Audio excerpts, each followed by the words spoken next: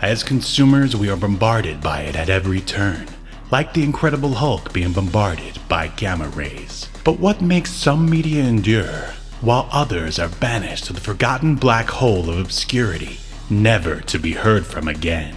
Who or what decides this? Hetero life mates Steve and Yahel want to know, and they want to know now.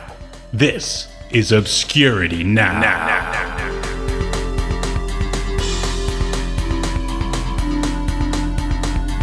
And what's up, Obscurians? It's time for another episode of Obscurity Now, the show that takes a look at weird and almost forgotten pieces of media, and then we decide if they should be remembered for all of human history or tossed in the black void of obscurity, never to be heard from again.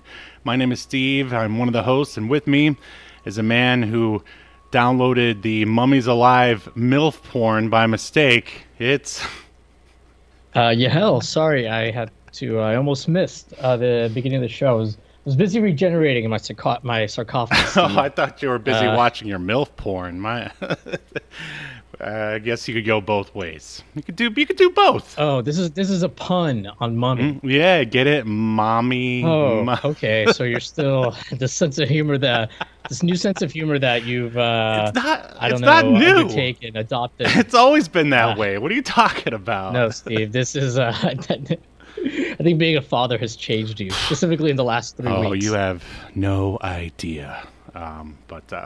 Anyway, we are here to discuss the 90s cartoon known as Mummies Alive. Have you ever heard about it? Have you ever seen it? I had never heard of it. I had never seen it. Yeah, how about you? Well, I guess you had heard of it because you're the one that brought it to the show. Yep, that you can blame or praise me for that, depending on your opinion about it. Yeah, I think Secret Galaxy might have done an episode about it, and I think I've also caught rumblings about it here and there on Twitter. Because after diving into it for a little bit, it seems like it definitely does have its sort of own little cult following. Yeah, I did see Brendan Fraser tweeting about it. Yeah, that's right. Yeah. I mean, and everybody loves him, right? So it's only a matter of time before we get the Mummies Alive Brendan Fraser movie that we've always that we just now wanted, I guess. Yes. Yeah, him and like Rachel Weisz were tweeting about it. Well, see, the funny thing is, all right, so I was, racking my brain. I was like, why are people creating a superhero like team cartoon with nothing but mummies? Surely they must be playing off the popularity of that mummy movie with Brendan Fraser, as you said. But that movie came out after this in like 1999. Right. So Brendan was basically riding the coattails of Mummies Alive. Yeah, well, and then so that made me think. Well, was there some? I mean, I guess you could say that pharaohs and Egyptian mythology, sort of kind of like dinosaurs, never really goes out of style. But was Mummies Alive running the coattails of the original Stargate movie, perhaps? Well, there was like a thing called like Mummy Mania. It's running wild on you, brother. I'm not joking. Well, I mean, like now in hindsight, it's referred to as Mummy Mania, but there was just this like weird popularity. It happened with dinosaurs too. Right. Like in the 90s, like dinosaurs and mummies were just like very popular with kids and preteens, and so properties got made out of that. But yeah, maybe there was some new discovery or something that ignited Mummy Mania. That's the dumbest thing I've ever heard. Almost as dumb as creating an entire superhero team with nothing but mummies. So are you ready to dive a little bit deeper into the dark catacombs of the pyramid of Mummies Alive? I would love nothing more, Steve. Nothing would make my dry, brittle bones become moist with life. Wow, and I'm the weirdo, and I'm the one with the weird sense of humor. Oh, okay, whatever. Welcome to your feature presentation.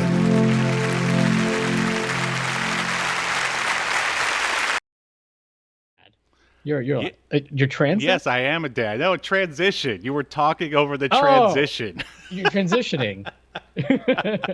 I'm transitioning to the Obscuritron, okay? All right. Oh, okay. Get it right, mister. Get it right or pay the price.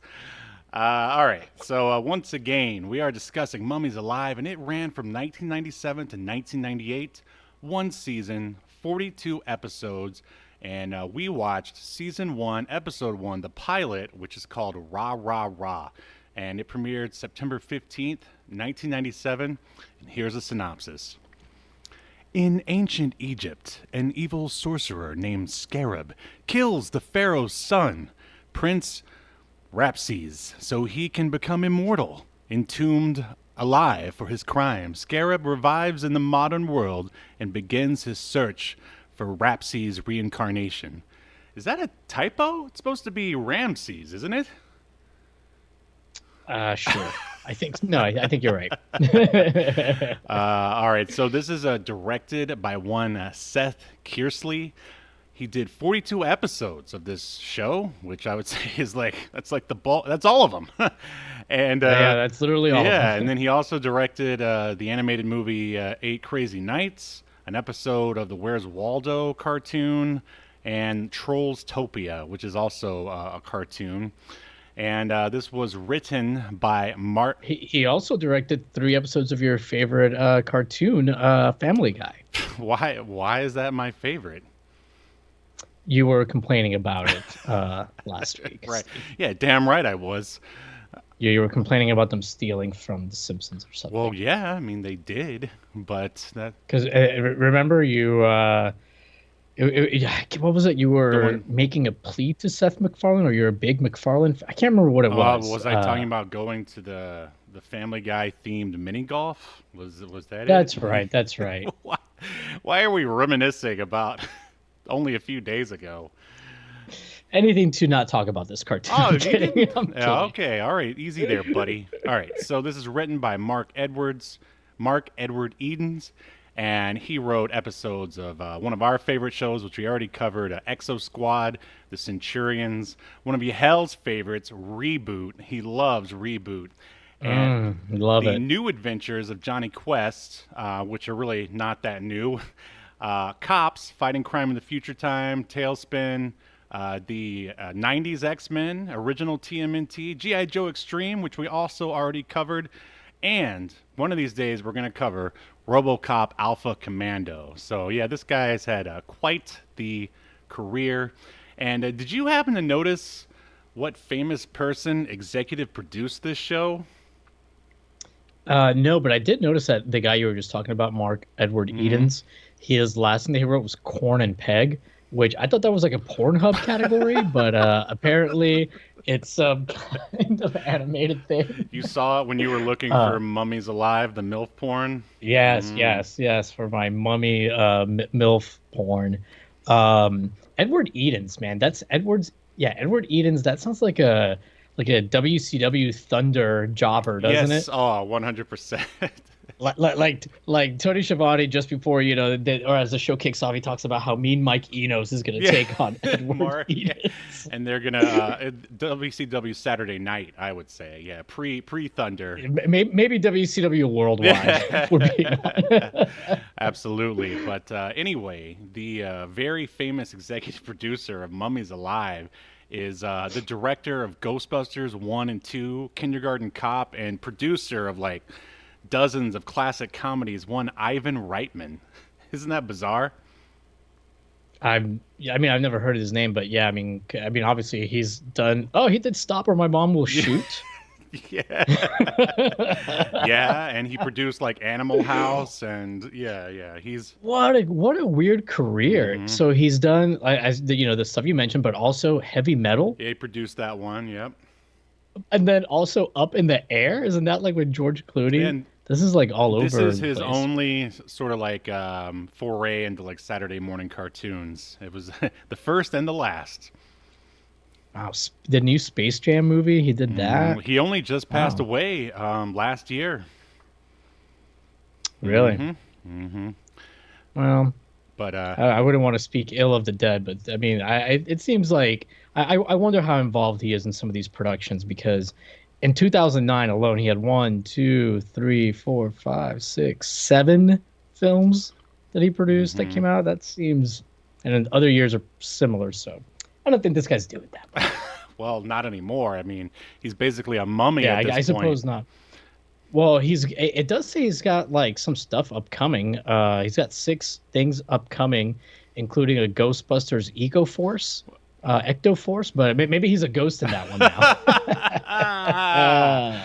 All right. Why don't you tell us about some of the voice actors in this show? Sure. First up, we've got Bill Switzer. He plays young Presley Carnavan. Boy, that sounds like a real name, Presley Carnavan. He mostly did animated stuff. He was in a bunch of episodes of Mobile Suit Gundam, Mega Man, some other stuff, and he does had a few. I almost said a few hardcore appearances, a few real life appearances. Wow. I don't know what's going on with me, but anyways, nothing that you'll recognize him from or remember him in. Then we've got Gary Chalk, who plays. You're a big fan of Gary Chalk? We've we've talked about Gary Chalk before. We have? Yeah. I'm sure once you go through his IMDb, you'll see some of the stuff, some of the other stuff that he was. No, he's got a super long IMDb, like almost 500 things. I recognize that because I remember making jokes about it. Like, you get Gary Chalk when, like, Mary Marker isn't available or something like that. Mark Marker. Well, I see why I've deleted this this joke from my head. All right. But anyways, like I said, he's got 430 something credits to his name, a lot of animated stuff. So yeah, very busy guy. I don't like him because he's got 2 R's in Gary. That is weird. What's that about? Is it Garai, maybe? What's that about? I don't know. It's a very, I don't know, maybe it's a California thing. Everybody out here. It's going to have a weird spelling or a weird name of some kind. Yeah, I tried seeing what he was in that we might have covered. Oh, he was in 4 episodes of Mantis. I don't know if... That might be it. Oh, he was also in Exo Squad. Oh, that's got to be it. He played Marsala and Shiva. We definitely would have covered Marsala, yeah. So there it is. So you owe me $20. Right. Then we've got Scott McNeil, who in his IMDb picture, I thought it was... oh my God, Brett.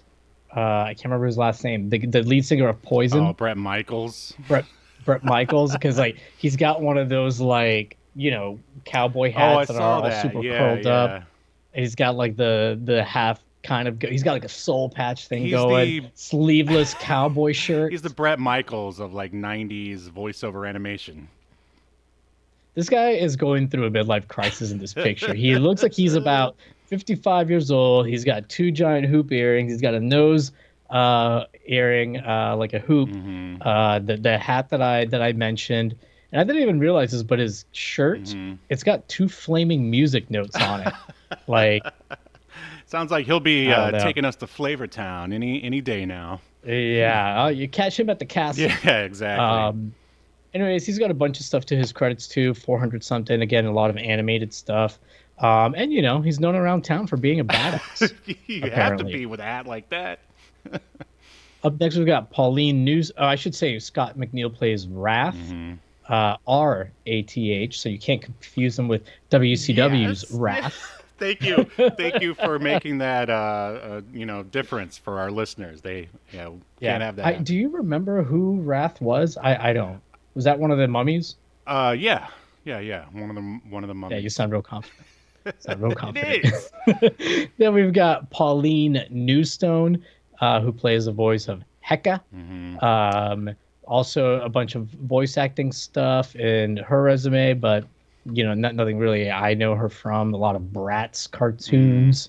Have you ever watched Bratz? I have not. Nor have I ever wanted to. We should cover Bratz one day. You know what? That's not a bad idea. Yeah, we could talk about the stupid dolls. I don't know if the dolls of the cartoon came first. I feel like the dolls came first, but Anyways, we'll add that to the list. Then we've got Gerard Plunkett as Scarab slash Mr. Stone. I don't know if that's the same person or he's just playing two Yeah, characters. no, he's the Probably he's just the playing... main villain. Oh, Yeah. okay, great. So at least one of us was paying attention to this. Anyways, he's been in a lot of stuff. 138 credits to his name. Still actively working, but again, not a guy that you're gonna recognize off the bat. He's got one of those very kind of very forgettable middle-aged white guy face. Like you can plug this guy in as like an accountant or a scientist or down on his luck deadbeat dad.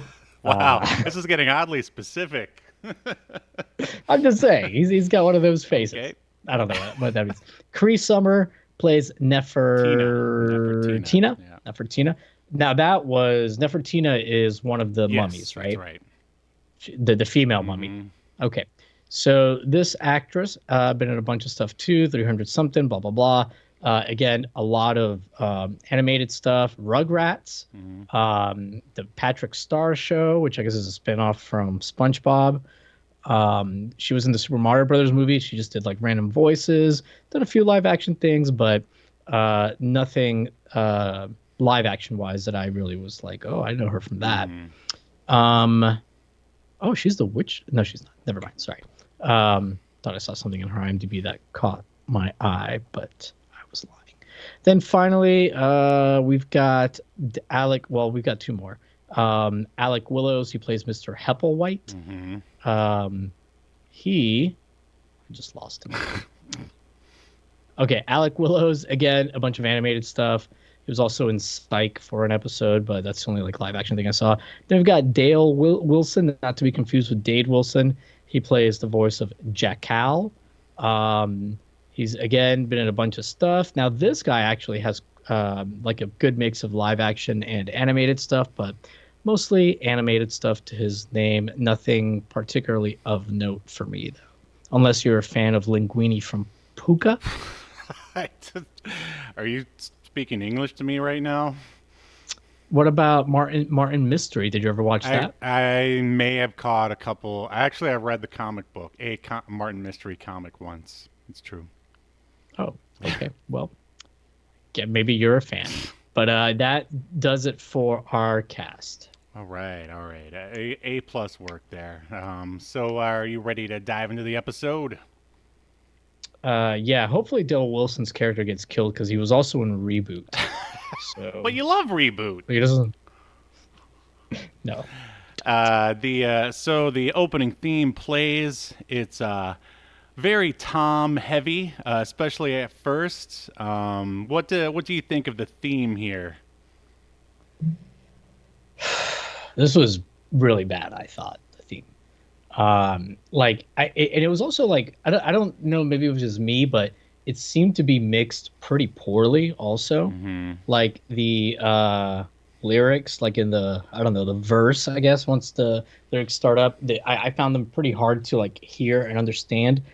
But then they play the theme again during the credits at the end, and I swear the mix is different. Like the vocals are a little bit louder in the mix. Anyways, I think it's pretty bad. The vocals, it's like kind of rappy, kind of sang. Right, it starts off almost like a sort of poem, like a rhythmic poem kind of, and then it like breaks into, I guess. And it doesn't rhyme when you expect it to rhyme. No, it doesn't. I mean, I didn't think it was terrible. I thought it was adequate, but I mean, definitely not anything that's gonna be remembered. Like, say, well, he didn't produce like these themes, but Ron Wasserman is the one responsible for the music on this episode, and he's actually done music for Power Rangers, VR Troopers, and X-Men. I guess, I don't know, he was really phoning it in on this one. Yeah, because this is not like catchy at all. It's not even like you would think that they were. I was expecting to hear like some kind of like stereotypical Egyptian, the West idea of what Egyptian music is supposed to be. Sitar playing or something. Yeah. And you don't really. I mean, I guess towards the end they tried to like kind of spook it up a little bit. You're not allowed to say that. Well, they try to make it sound spooky. Yeah, At the no, end, I they go, know. "Ooh, ooh," like, but it's too little, too late by that It point. wasn't So spooky enough for you, is what you're saying. yeah, yeah, yeah, yeah. It actually kind of like when it like kicks in, it reminds me of early Danny Elfman from Oingo Boingo. This sounded like a rock guy's first attempt at doing something electronic. I didn't really get too many electronic vibes, but I think I get what you're saying. This sounds like the kind of music Gerard Plunkett or down on his luck deadbeat dad would. If only he would have like, guys, I'm not gonna do the show unless you read my lyrics. And they're like, all right, we'll let him do it. Yeah. But I did say I said that guy wasn't really like in anything anybody would like recognize or they wouldn't recognize him from anything, but he was in a Christmas Story, oh wow, 2. the sequel. Wow. So maybe if you're a big fan of the Christmas Story cinematic universe, the You CSCU, just pulled a bait and switch there. It's like, hey, were you going on vacation? It's like, yeah, where you going? It's like, oh, Paris. I'm like, France? No, Texas. Like, but okay, so the opening plays. All right, what did you think? Like watching, sort of like the early glimpses of like the characters as it flashes by in the opening. Like, what were your early thoughts? um, I honestly I was so distracted by the how much I disliked the theme song that it was hard to play attention to it. Now, however, once we do see the characters later on, I'm assuming you mean like the mummies when they're like powered up or Yeah, whatever. just like the Um, animation, the character design, all that stuff. Yeah. very 90s, Hmm. very almost Rob Liefeld-esque. Yeah, Uh, these are definitely extreme mummies. They probably could have yeah, called it that if they didn't call it Mummies Alive.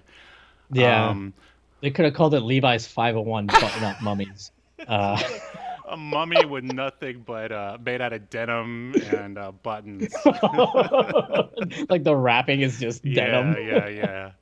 I actually watched a video about Rob Liefeld Uh huh. recently. It was a kind of a in defense of slash explanation of. I actually meant to send it to you, and it put a lot of Rob Liefeld in perspective.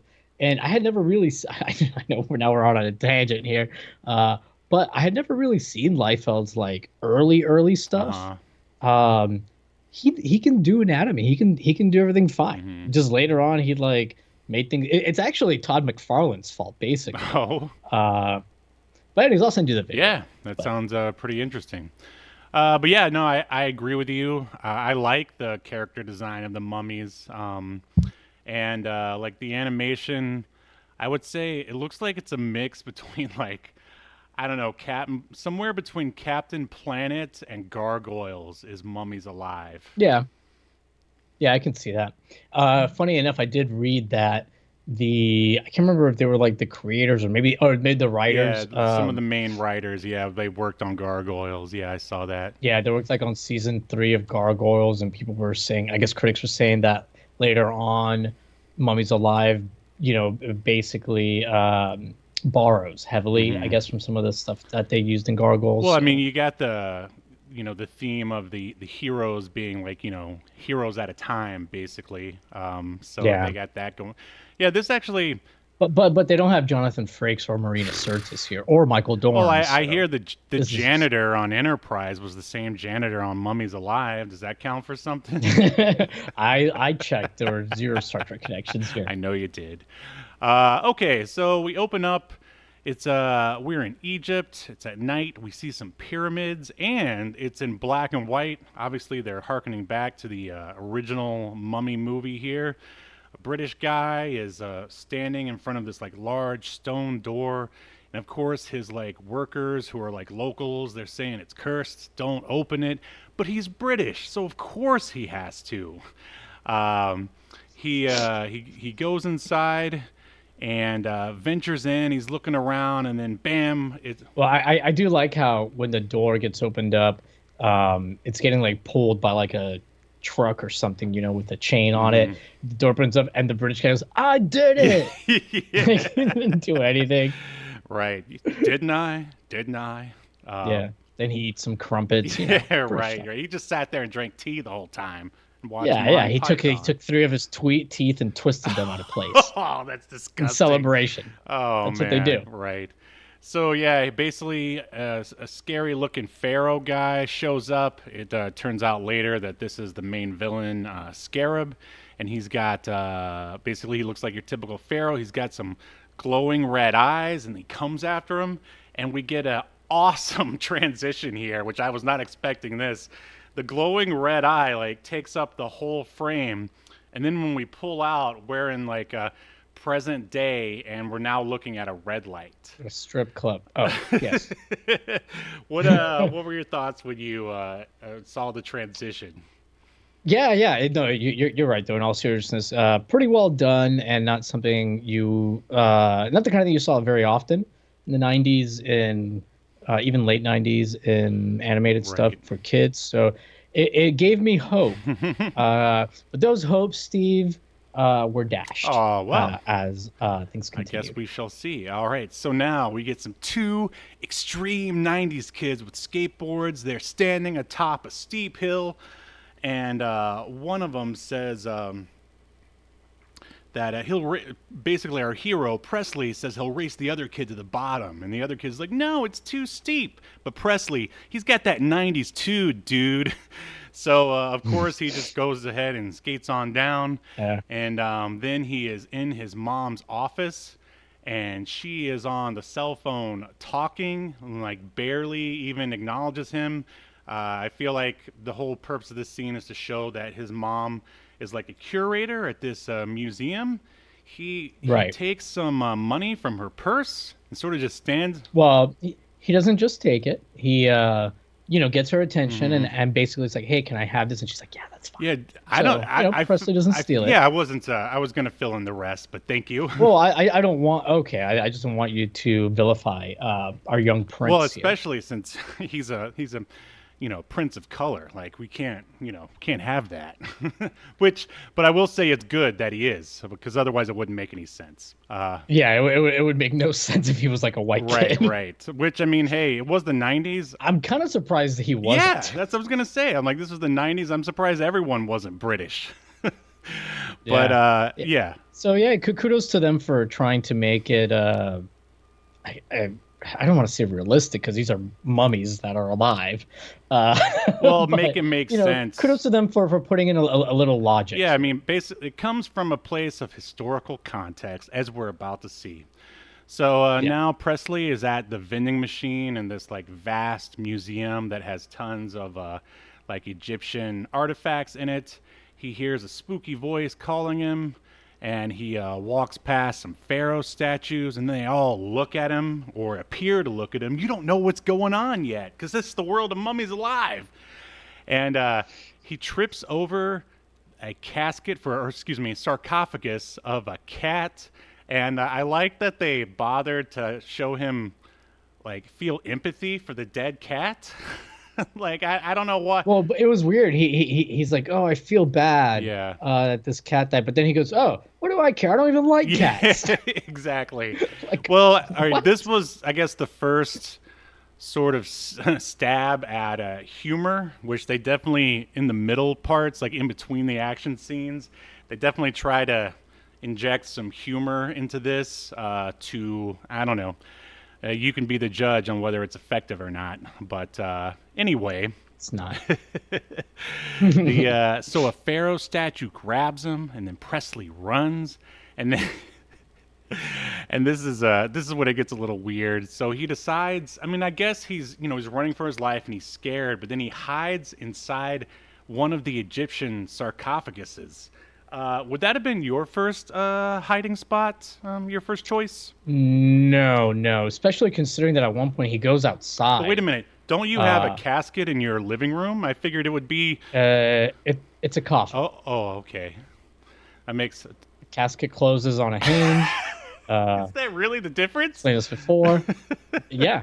Casket closes on a hinge, and a coffin, if it has a lid, it's like, slide it on. Oh, okay. Come Well, on. I'm sorry. I canceled my subscription to Casket Monthly. I just don't know the difference anymore. Well, maybe you should get one to Coffin Daily, the newsletter. Coffin's Oh, quarterly. I see. Gotcha. That's All better. right. So, All right. Anyway, yeah, I don't know. Like you would think he would have, because when he went outside to like look to get that guard's attention, who turned out to also be a mummy yeah, or somehow. he was one of the Uh, henchmen of Scarab. oh, that's what it Hmm. was. But he moved kind of slow and like rigor mortis like a Yeah, the mummy. guy's like, I don't know, solid gold or something. I mean, Oh, is that what it we is? didn't really get to see, the backstories of the Scarab's thugs or anything. But yeah, he's like solid. He's a solid gold dude or something. This guy maybe should get goons that have working joints. Uh, That would. Probably Hey, pro well, it tip. all goes back to like, why did Krang and Shredder keep, rehiring Bebop and Rocksteady? Because they screwed up like every single time, you know? Yeah. Well, I mean, I assume that they were just fucking, right? Shredder and Bebop and Rocksteady? Yeah, I mean, maybe they're like a throuple. Who knows? Oh God. Wow, that's another podcast altogether. So yeah, all right, the kid who was already scared hides inside the sarcophagus, and then weird pharaoh guy from the beginning of the show shows up and basically grabs Presley out of the casket. He tells him that his name is Scarab and his father entombed him like 4,000 years ago. Then as he's Math like, does not check out. yeah, yeah, right. And then as he's monologuing, five mummies, like basically our heroes, just pop out of their sarcophagus, and they all go like, "With the power of Ra." And then they see a pretty awesome transformation scene, I think, where they basically hulk up or get their basically battle armor on or whatever. What did you think of the transformation scene? It was fine. You I hated this, didn't didn't I you? didn't think it was anything special. It wasn't bad, but didn't think it was anything special. Um, Especially for 1997. Mm-hmm. This isn't like an early 90s cartoon. But yeah, I mean it was fine. I don't know, like I guess if you're like really young, if you're like 7 or something or younger watching this, you might think it's really, or you're Stephen Honeycutt in your 40s, you might think it's cool. But no. But Wow. I don't know. I just, again, I have no nostalgia for this. I had never even heard of it, and Mm-hmm. I just thought it was like a little generic with them having like the suits. They're bright, weird like colors like yellow and purple, gold and purple, I should say. Are the designs bad? No, they're not. But I just not my thing. Mummy Mania is in the past, baby. I'm all about pogs now. Man, I wish we had some. So yeah, basically there is a fight scene, and I actually really like the choreography in this fight scene. They were doing. I love it because they're fighting these guys who are made of stone, so the mummies can really mess them up. Just like how the Foot Clan were robots in TMNT, so Leonardo can like hack them up because you can't hack up a flesh and blood human. So the mummies, they tear up these stone guys pretty good. What did you think about the fight scene there? Yeah, it was pretty good, pretty well animated and planned out. And yeah, like the rock guys get turned to dust and or smaller rocks as they're fought. Right. So yeah, it was pretty good The for what it was. mhm. The Scarab, the bad guy, he then turns into, I don't know, his sort of powered up version, basically a super Scarab or beetle. Then he grabs Presley and flies away, but the mummies save him at the last minute. And the leader of the mummy, oh yeah, so basically they're hanging out in the museum, sort of talking about what they wanted, what they need to do next. And the leader of the mummies grabs the mummy cat, and just throws him on top of the museum, and then they all climb out on his bandages. What did you think of that? I thought it was kind of It dumb. was I mean, dumb. It was. I don't know, man. To be honest, at this point, I was not really into the show at this point.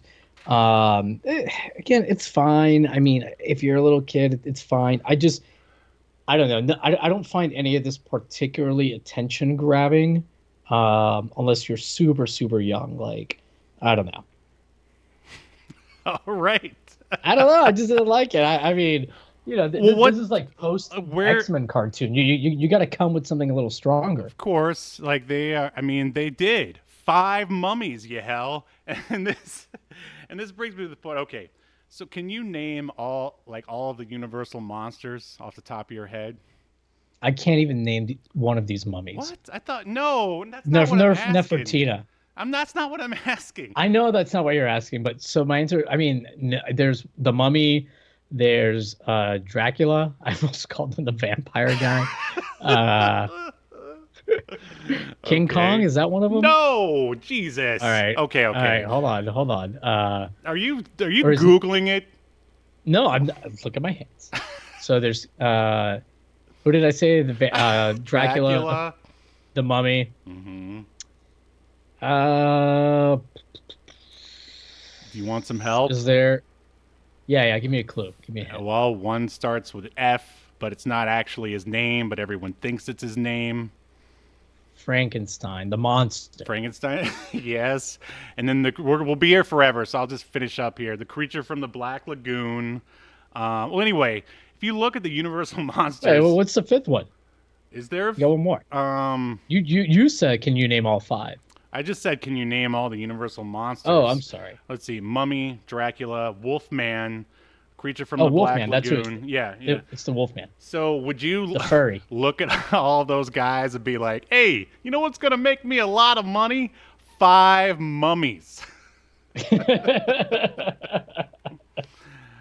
Well, but it's Mummy Mania, baby. You can't argue with Mummy Mania. So it wasn't Wolfman Mania time. So anyway, this is when like it almost felt like Transformers 1 to me here by Michael Bay, because we're just treated to a lot of comedy next until we get to the next fight scene. Some of it's kind of not terrible, but it's not very good. And this is after they used the bandages of the mummy cat to climb up on top of the museum. And also Presley, he asks a lot of questions, but he seems perfectly okay with, hey, you guys are clearly the good guys. Why don't you come over to my house? I'm sure that must have ate you alive inside when that happened. He even said, I guess you guys are the good guys. Right. And it'd be funny if they weren't. They just sort of look around and like, yeah, sure, kid. Why don't you come along with us? We definitely won't turn you into a mummy. Invite 5 strangers to your house. Yeah, exactly. Yeah, and this is when it definitely turns into Transformers 1. So they kind of explain how the powers work. They say that they can't stay superpowered the whole time because that power is limited. Presley then takes all of his new mummy friends home, and basically they all introduce who they are. And I thought it was kind of interesting that they bothered. And this was also weird when they said, hey, this is our dude, our bro, Nefertina. And she's like, and then, no, what's his name? Presley is like, that's clearly a woman. They're like, what? Yeah. Even though one of the mummies is supposed to be like your stereotypical smart one. Right. Yeah, exactly. That's always, but mansplaining everything to everyone. Mm-hmm, but at least they bother to be historically accurate. She then explains. But then it makes it even weirder, though. She's like, I pretended to be a man because they don't mummify women. It's like, so no, she said because they didn't allow women to like drive the chariots or something. Which is why she drives later on. She's the one that drives the car. Oh, well, that's even come weirder. On, Steve. But yeah, it was something like that. They didn't let women operate something or the other.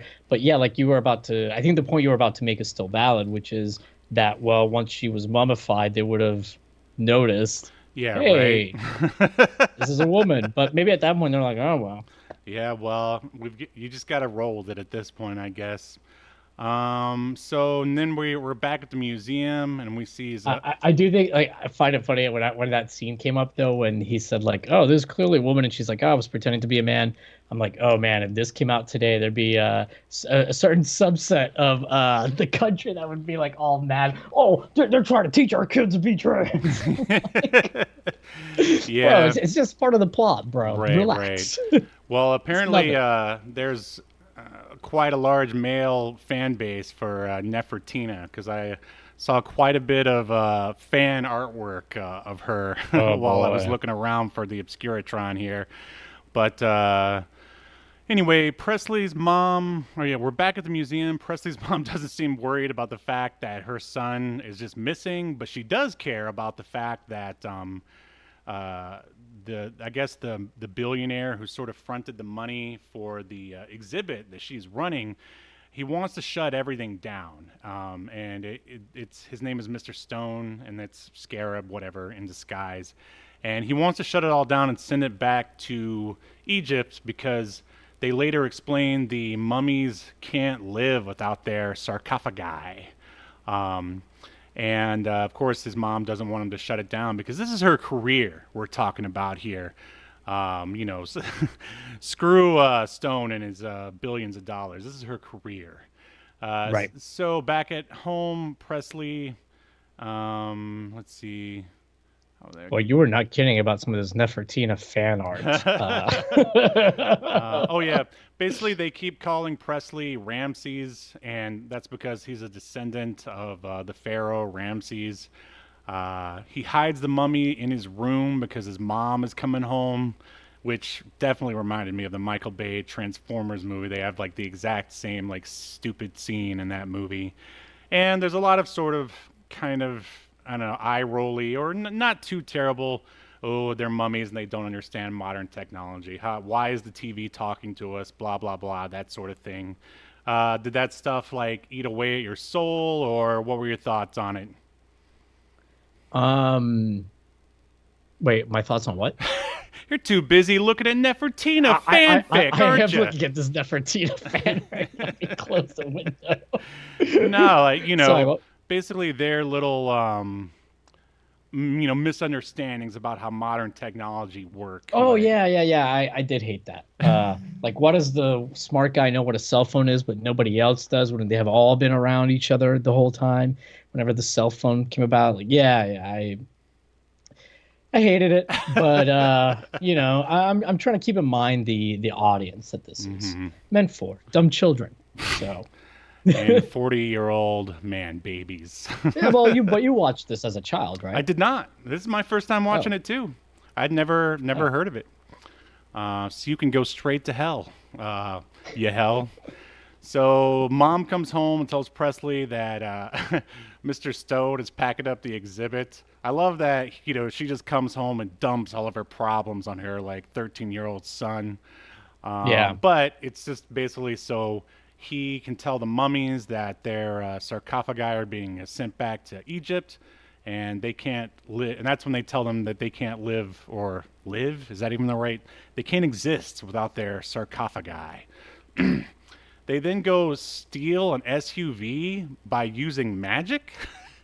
And then, As you do. and then, yeah, I must have completely missed that part about Nefertina driving a chariot or whatever. Because that when she sat down in the driver's seat, I was like, why is she driving?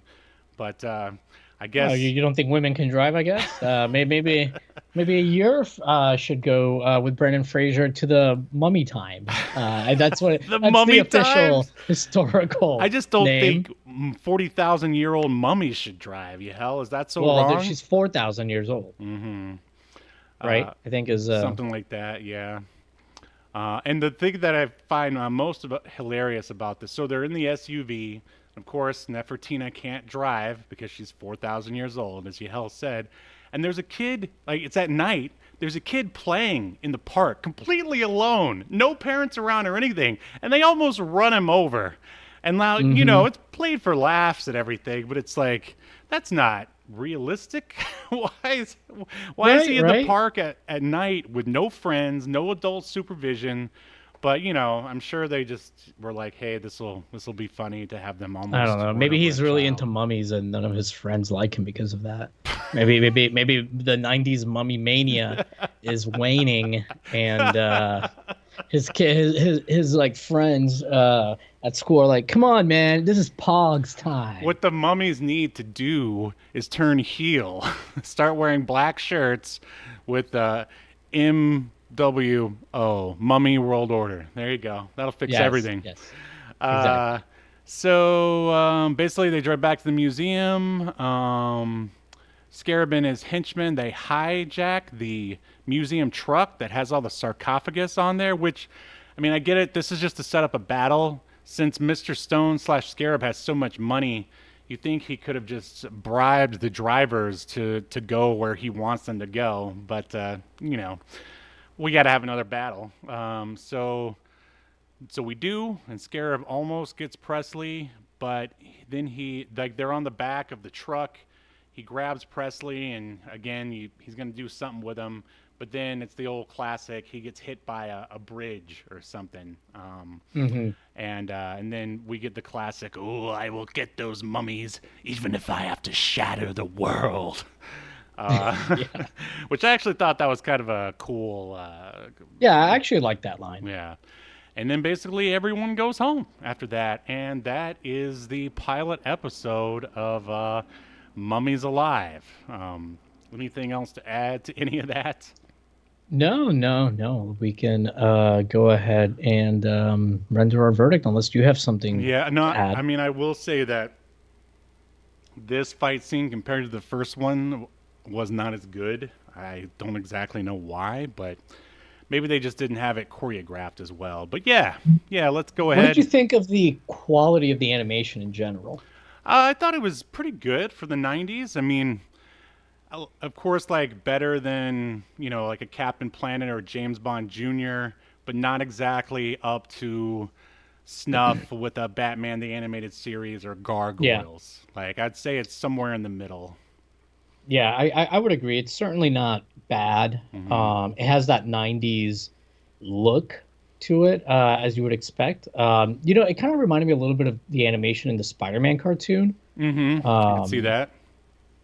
but yeah, I thought it was pretty decent. Nothing about it was just like, ooh, that's terrible, or ooh, that looks cheap. Right. Gotcha. All right. Well, let's put this puppy back and let's make it rest in peace, shall we? Remembered or obliterated?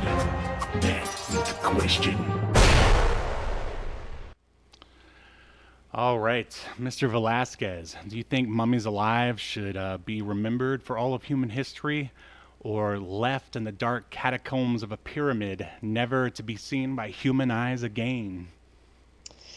I'm gonna have to say, put it back in the pyramid and never let it see the light of day.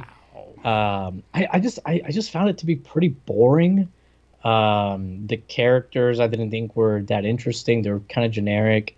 Um, the kid Presley, and this is something that maybe in other episodes, because it does seem like this is a serialized show, Mm-hmm. an ongoing story. So, maybe I'm just not getting the full. Uh, I, I I I don't even know what I'm trying to say. Like the full personality of the main character Presley, but anyways, I just thought he was boring, uninteresting. The mummies, I mean, they were pretty generic characters. You have your big dumb guy, you got your really smart guy, you've got your hot dead Thank you woman. for saying that. Thank you. Yeah, yeah. And then I don't even remember what the other guy's deal was. Being boring, I don't know. Well, you had the Being a good leader, fighter. your boring leader. Yeah. Then you had the Yeah. guy who likes to eat, big strong guy who likes to eat. The Basically, girl, it's yeah, Teenage Mutant Ninja Turtles. yeah, You know? or X Men or Gargoyles, like any of Oh, I those. wouldn't Like, say X-Men. Come on, man. well, I Like mean, they're X-Men has way more like but you, nuance in their personalities. yeah, but you know what I'm saying. No, I don't. Uh, but yeah, I just mostly thought it was boring. I guess if this was something maybe that I had nostalgia for, I'd keep it. But it's a no for me. Alrighty. I actually enjoyed this more than I thought I would.